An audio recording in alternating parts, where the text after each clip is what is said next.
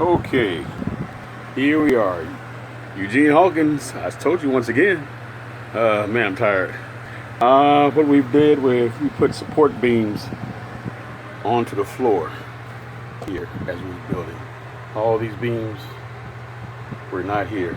And what I added on was also the blocking right here to lay hold for the subfloor to go on top of. And I've also laid a base right here on the beam that holds weight for the floor, and also added more 2x4 blocking. Actually, these would be like joists also. So that's what we're doing, and that's what I've done. Blocking here to support the beam, blocking here to support the beam, and also the joist here to support the floor.